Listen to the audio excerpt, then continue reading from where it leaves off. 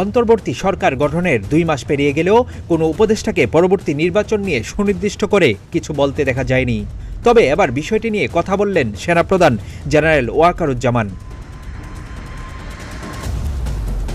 সোমবার বার্তা সংস্থা রয়টার্সকে দেওয়া এক সাক্ষাৎকারে পরবর্তী নির্বাচন কতদিনের মধ্যে হবে তার একটি রূপরেখা দিয়েছেন। তিনি বলেছেন, আগামী 18 মাসের মধ্যে যাতে নির্বাচন হতে পারে সেজন্য গুরুত্বপূর্ণ সংস্কারগুলো সম্পন্ন করতে এই সরকারকে সমর্থন দেওয়া হবে।